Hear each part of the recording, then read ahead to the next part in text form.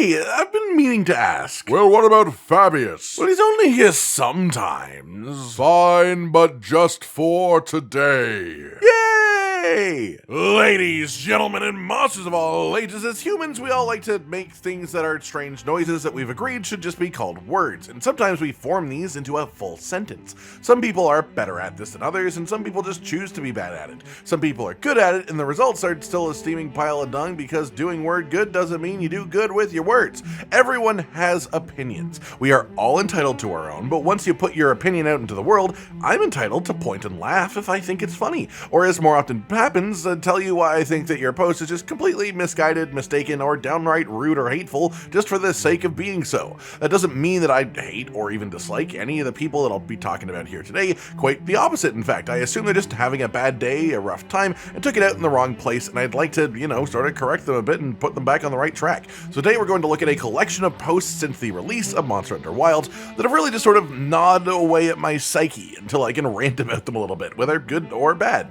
Mostly bad. They are things that I just can't get out of my head until I actually talk about them with you guys. Quick disclaimer as well, obviously I'm aware that Monster Hunter Wilds does have genuine issues. I have no problem with criticism as a concept. I just prefer when it is handled in ways that aren't hyper-aggressive and when they don't have incorrect points to start with. So without further ado, Tetsuzan, can you read the first entry? Mediocre game with clunky, slow, boring combat for $70 base price. Just as bad as the rest of the Monster Hunter series. Do I even need to say anything about that? I mean, come on, really? Mediocre game? Sure, it's an opinion, whatever. Clunky, slow, boring combat? No. You played for about 80 minutes, and you aren't used to the Monster Hunter series, so you simply didn't have time to adjust to the combat being different from, like, a hack and slash. Imagine playing any game renowned for its unique, enjoyable precision combat over long stretches of time, and then picking it up for only 80 minutes, finding it unlike anything you've ever played, deciding it's bad, and immediately just putting it down. Screw it. Throw that thing away. This is someone that clearly has never clicked with Monster Hunter, despite trying it multiple times, I guess. And if I had to pick a reason that likely happened, it's a pure time investment thing. 80 minutes is not enough to sink into any Monster Hunter game and actually come to grips with it. Even less so if you go in with the wrong mindset to begin with. Things like this make me sad, simply because I know this isn't a singular person's experience. There are plenty of people who try out a Monster Hunter game for the first time, they play it for like an hour, maybe two, they get confused, they get lost, and then they never pick it up again. And while I hate that that happens, I have no issue with any of the people who've done that themselves. But if you do that, don't then go complaining and negatively affecting the game by saying the combat is clunky and slow and the game is bad because you don't understand it. Tetsuzan? Add monsters to the game already! Seriously, it's been 3 weeks since launch, and even if it was longer, there are already multiple title updates announced, one of which with an actual release window at the start of April, with multiple monsters in it. I'm trying to stay spoiler-free about it as much as possible, and even I know that much, so this is either ungrateful, unaware, or purposefully inflammatory. But worst of all these things, it's lazy. 6 words, that's all the energy you felt like devoting to your complaint, so I should stop putting more into my response, I guess. Tetsuzan? I'm not trying to be that guy, but can you just drop the title update early? This game is horrifically unfinished. I am so tired of fighting 20 arkvelds a night when my friend asks me to hunt because there is no other monster worth fighting that spawns with his reward pool. Okay, well this is realistically the same complaint as the last one, but with actual words explaining their thoughts. The first half of the first sentence almost feels like this is going to be a reasonable criticism. I'm not trying to be that guy, but then they immediately go out of their way to very clearly be that guy. Drop the title update early? How entitled are you? Maybe it's a joking request, right? It might not be serious. Well, then you see the rest of the comment. This game is horrifically unfinished. Performance issues? Absolutely, I'd agree it's unfinished in that sense. They're an absolute travesty, and my heart goes out to anyone who simply has no choice about playing the game because of performance. But unfinished in any other sense, really? Content? The story ends. It has an undeniable endpoint in low rank, another ending with a nice conclusion to it in high rank that sets up future editions, also working in some story beats for the title updates. If your idea of unfinished is that the title updates exist and will be happening after the game comes out, we know that without title updates, we wouldn't get the same amount of content, just faster. We just get less. We get less monsters, less equipment, less Monster Hunter. But even outside of that, I keep seeing people complain about the monster roster being small compared to recent games, and the ones that they compare them to are Monster Hunter Rise and Monster Hunter World. At launch of the base games, meaning before the title updates, Monster Hunter World had 30 monsters. Wilds has 29. Before title updates, Monster Hunter Rise had 37, but that's including Apex monsters that were only available in the Rampage Special Quest 2, which people despise so much they didn't even put them in Sunbreak. Cut that number down, and it's still 34, which is a decent chunk more than Wilds. But then the second part of the comparison is returning versus new monsters, and Monster Hunter Wilds has notably more new monsters than Rise does by a fair chunk. But I digress. I could spend a whole video on this comparison, and I probably will soon. But as for the rest of the comment, you are doing this to yourself entirely. No one is forcing you to do only the quests that give the absolute most rewards. There is an entire tier of Apex monsters in Gore Magala, 5 more monsters than what you're fighting, that give like 95% of the amount of rewards of the one quest that you are accepting doing. Yes, it's not quite exactly the same amount as Arkveld, but it's more than close enough that if you're legitimately thinking that they are not worth completing at all, that's a you problem, my friend. They are worth doing. They're good, they're fun, and the monsters are enjoyable to hunt. The idea that you only do arkveld quests, that you still do 20 of them per night, and then your friend who is totally cool with this, of course, asks you to do it again every night, and then you release a big sigh and then say, fine, I guess. It's just so, like, I don't get it. All of this is your choice. You're doing it to yourself, and if you don't like it, make different choices. Make better choices. Tetsuzen? We'll change the review to positive when you fire all people responsible for co-op implementation. I don't get people asking for other people to be fired over the internet. Regular people don't do this in real life, and the people that do are either responding to real, genuine, dangerous situations where people can get hurt, or are looked down upon heavily by society already. So what makes it okay to then go on the internet and say the same things?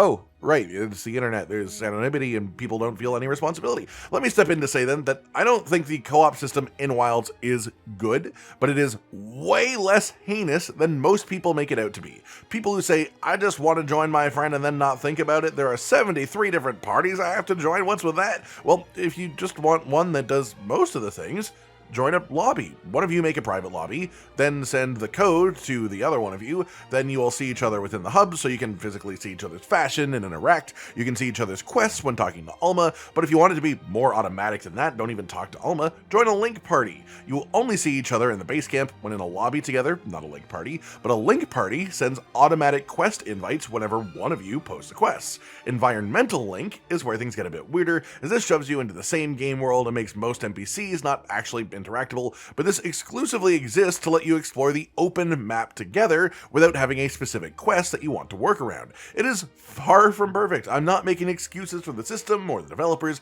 but as far as I'm concerned, most issues people personally have with it simply come from overcomplicating it in their own heads. And further than that, I don't even care if you have a problem with the co-op. My problem is saying that people should be fired for it, and especially that every person who had a hand in it should be fired for it. I've seen probably half a dozen different posts now saying, wow, so you played 50 to 100 hours in a week and now you're mad there's no content? Mad is an overstatement, but disappointed? Yes! I have about 60 hours in Wilds now and I'm done. My build is basically as good as it can get. There are no new challenges to face. People respond by saying you should play less and you're rushing through the game. You gotta wait for the updates, but is that a reasonable point? Yes. Or more accurately, it is a reasonable point for you. Currently, I have 274 hours in Monster Hunter Wilds. Don't do the math, I've had it before the official release, but that's still an average of nearly 8 hours a day that I've been in-game for one reason or another since I got access.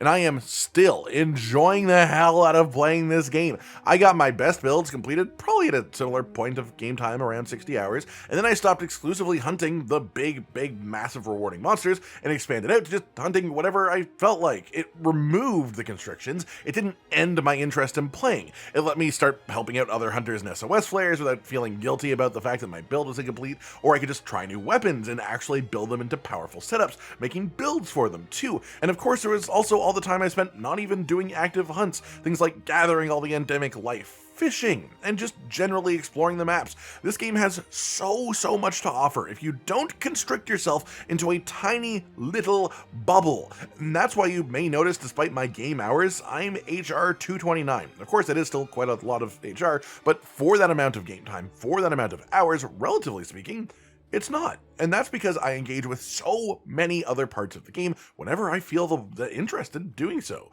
You say that you're disappointed because after 60 hours your build is complete and there's no new monsters. Well, there weren't new monsters 60 hours into Base Monster Hunter Rise or Base Monster Hunter World before the title updates. As for the builds, is that a bad thing? Essentially what you're saying to me is that there is less RNG required to get your ideal setup in Wilds. I'd counter that by saying artian weapons are a thing and they are the equivalent pseudo-infinite endgame, because getting an absolutely perfect artian weapon takes quite a bit of time. But decorations are something that you simply will collect all of sooner or later in Wilds. You don't have an infinite decoration grind like you did in World, or an infinite talisman melding grind like there was in Rise. You have artian weapons and a finite decoration collection to put together. People complained about the RNG with decorations, people complained about the RNG with talismans, they brought the RNG down in Wilds, and then people are complaining that their build is completed too quickly now. This post was worded relatively fairly, I do want to point that out. Unlike a lot of the ones that we cover here, I don't think you're being rude or anything like that. I just think that people who feel this way are misguided more than anything. If you don't want to keep playing, then move on, sure, but that doesn't mean that there was nothing else in the game to experience. It just means that you were personally done with it, and that doesn't mean that there was less to do than previous Monster Hunters either. Dragon's Dogma 2 all over again! Anyways, Gemma is so hot I wish I could lick her dirty feet clean. Ted Susan! It wasn't me! Okay, look, I just wanted to make Ted Susan say that, okay? Now let's look at 2 examples of responses to Capcom sharing a village food cutscene. The insane tear on the naan is incredible, but that dripping, stringy cheese has me feeling things. Good, okay, yeah, maybe a little bit enthusiastic, sure, but somewhat reasonable human interaction. This shit makes me rock fucking solid. It's cheese! It's cheese! Please don't fuck the cheese. 104 hours. Love for me to say that I spent that time playing a hunting horn, and now I'm able to sink another 100 hours playing bow. I am super inspired by the game being incredibly fun to spend 100+ hours on, and every weapon.